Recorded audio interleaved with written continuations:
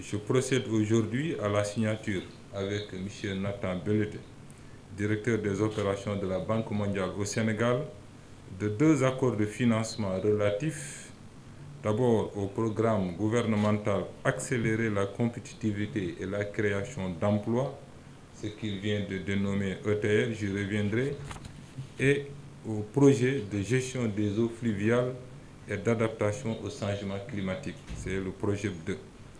Depuis plusieurs décennies, et particulièrement sous le magistère de son Excellence Macky Sall, président de la République du Sénégal, le groupe de la Banque mondiale n'a cessé d'être aux côtés du Sénégal à travers une coopération multiforme, dynamique et très féconde. Ce niveau d'engagement traduit manifestement la confiance dans nos politiques publiques au profit du bien-être de nos concitoyens.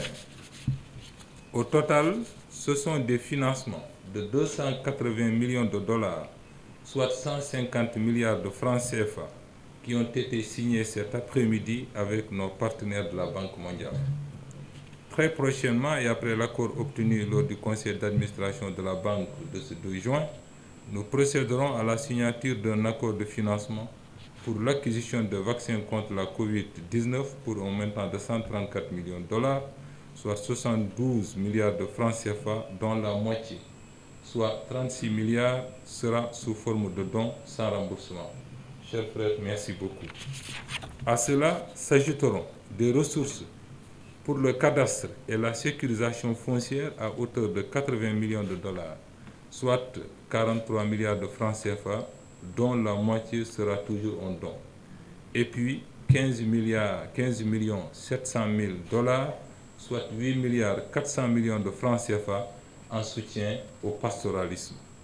Le programme de bourse de sécurité familiale sera aussi poursuivi avec des ressources de l'ordre de 110 millions de dollars, soit 59 milliards de francs CFA, y compris encore près de 38 milliards en dons.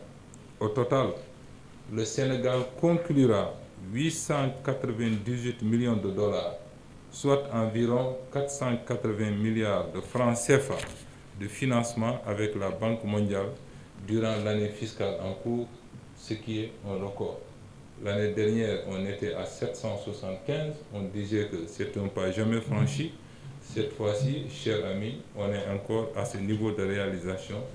Je remercie le groupe de la Banque mondiale au nom du peuple sénégalais. Monsieur le directeur des opérations, le gouvernement du Sénégal magnifie à sa juste valeur l'approbation par la Banque mondiale du projet de gestion des eaux fluviales et d'adaptation au changement climatique, projet 2, avec un financement de 155 millions de dollars, soit 83 milliards de francs CFA, pour réduire les risques d'inondation dans la région de Dakar et améliorer les capacités de planification et de gestion des risques d'inondation à l'intérieur du pays. Ce financement matérialise donc la volonté de son Excellence, Monsieur le Président de la République Macky Sall, de prendre en charge les préoccupations de la population exprimées l'été 2020. Nous vous adressons nos vifs remerciements pour avoir mis en place ce projet impactant qui protégera près de 120 000 personnes contre des risques d'inondation, vous l'avez rappelé tout à l'heure. Ce projet 2 s'inscrit dans la continuité du projet 1 mis en œuvre entre 2012 et 2019 et qui avait permis de protéger des inondations 167 000 personnes avec un financement de 90 600 000 dollars. Il s'agit donc d'un important financement pour les populations.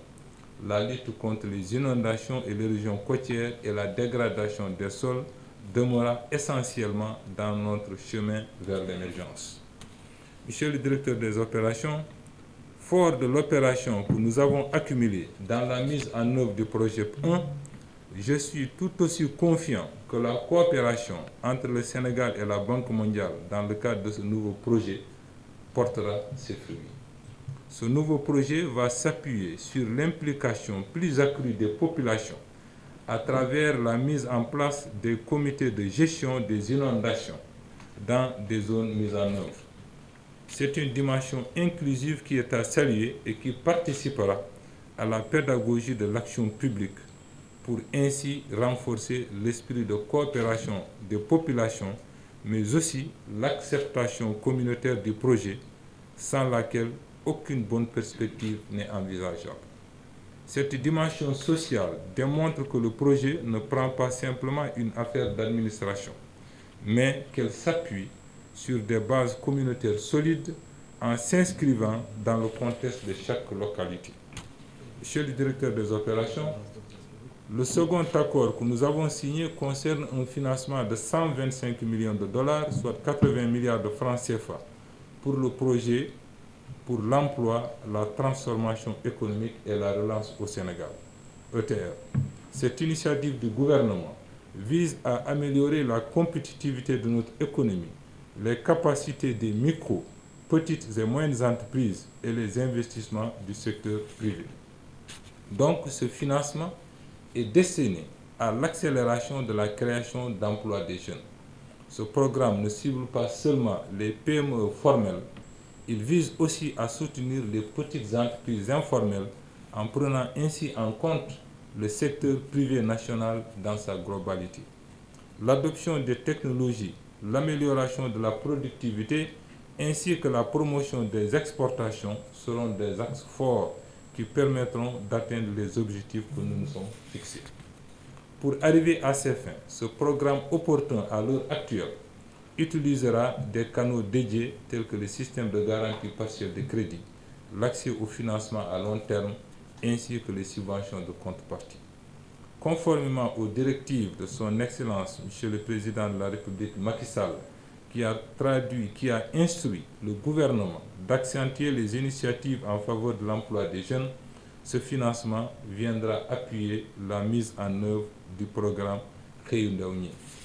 Aujourd'hui, il s'agit de deux projets dont l'importance ne fait aucun doute dans le processus de relance économique et sociale après cette dure période de la pandémie de la Covid-19 dont nous espérons que la tendance à la baisse va continuer.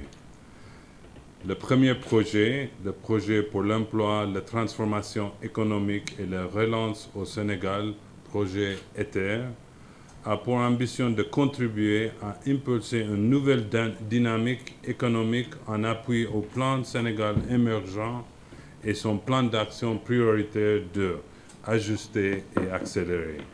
Ils viennent également renforcer le programme d'urgence pour l'insertion socio-économique et l'emploi des jeunes. Je dois remercier tout particulièrement Monsieur le ministre de l'Économie, du Plan et de la Coopération pour son implication personnelle et son leadership dans la préparation et la mise en œuvre de ce programme. Ce n'est pas un hasard si le financement de 125 millions de dollars est destiné au programme gouvernemental Accélérer la compétitivité et la création d'emplois, PASS. En fait, il s'agit d'un programme de développement ambitieux visant à renforcer la compétitivité et la productivité du secteur privé, notamment via l'accès au marché, aux technologies, au financement long terme et des infrastructures plus durables. In fine, ce programme vise à créer des emplois plus nombreux et de meilleure qualité. C'est pourquoi le projet ETER est la troisième opération que nous faisons sous le mode de P4R, programme pour le résultat plus adéquat pour soutenir un programme gouvernemental clairement défini et bien maîtrisé. Ce programme sera déterminant pour atteindre les résultats qui introduisent de nouvelles approches de la compétitivité et de PPP, mais aussi de meilleurs financements d'entreprises via un fonds de garantie partiel et un nouveau fonds hybride pour le PME capable d'attirer les investisseurs privés. Le projet ETER va notamment soutenir une initiative unique en Afrique subsaharienne qui consiste à créer un fonds de capital risque qui sera constitué par moitié pour des investisseurs privés qui aura vocation à renforcer le fonds propre de PME sénégalaises. Monsieur le ministre, Mesdames, Messieurs, Investir dans l'environnement de l'entreprise va de pair avec investir dans l'environnement comme cadre de vie, tout simplement. Et c'est précisément l'objet de projets de gestion d'eau pluviale et d'adaptation au changement climatique. Comme nous le savons, en effet, le Sénégal est très vulnérable aux inondations et autres phénomènes aggravés par le changement climatique qui non seulement affectent la croissance économique, mais peuvent même menacer la stabilité sociale.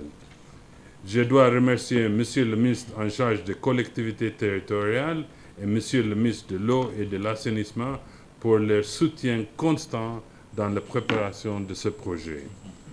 Notre soutien avec le projet adopté le 28 mai par notre conseil d'administration pour un montant de 150 millions de dollars va consister à appuyer le gouvernement à protéger à court terme 120 000 personnes contre le risque d'inondation à Dakar et en perspective plus de 1 million de personnes compte tenu de l'urbanisation rapide dans la région.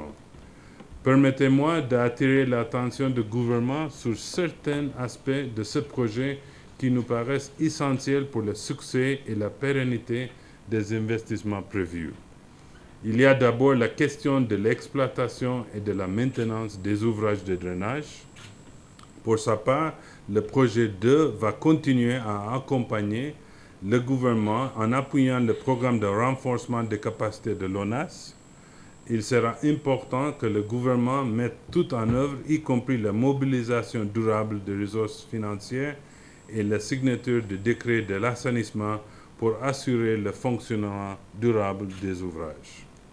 Ensuite, afin de mieux optimiser le fonctionnement des systèmes de gestion des inondations dans les zones d'intervention de projet, il sera nécessaire de développer un programme complémentaire de gestion des eaux usées qui permettrait de réduire le risque accru de rechargement de la nappe et d'obstruction des canaux d'évacuation des eaux pluviales. Enfin, nous pensons aussi qu'une attention particulière devrait être accordée à la planification résiliente et durable des villes en vue d'anticiper l'occupation de sols dans les zones à fort potentiel d'urbanisation rapide.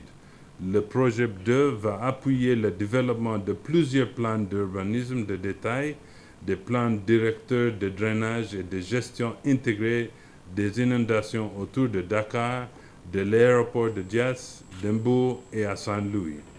La prise en compte de ces investissements dans le futur programme de développement du gouvernement sera un gage de durabilité et de résilience des grands projets initiés dans ces zones. Monsieur le ministre, Mesdames, Messieurs, les jeunes, femmes et hommes qui espèrent une amélioration rapide de leur sort par le biais de l'emploi décent, salaire ou non, sont impatients, mais aussi ont de fortes ambitions d'entreprendre. C'est ce potentiel qui doit éclore et nous pensons que le projet Ether va y contribuer fortement. Et en même temps, le cadre de vie de population doit être fortement amélioré avec le système leur évitant l'affaire des dégâts des eaux.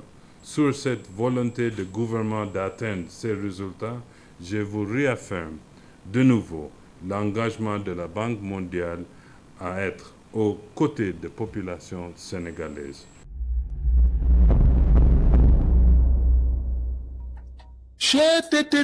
mais yow sa waay yow fu ñu la fekk yaa ngi ci kanamu ordinateur bi wala sa kanamu tablette ba sa téléphone portable lu xew mais damay lire ay information waaw xoolal boo bëgg am ay information yu leer nañ et en temps réel duggal ci www.senegal7.com ay information yu wóor man de maa ngi application Sénégal 7 lépp lu xew dama koy jot ci sama téléphone ci tàng bi te nag application Sénégal 7 am ko yomb na da ngay dugg ci Play Store wala Apple Store nga télécharge ko rek xam li xew ci réew mi ak la xew ci bitim réew te nag dara du la ci umpu. Vous voulez des informations en temps réel? Cliquez sur www.senegal7.com. Sénégal 7, le roi de l'information en temps réel.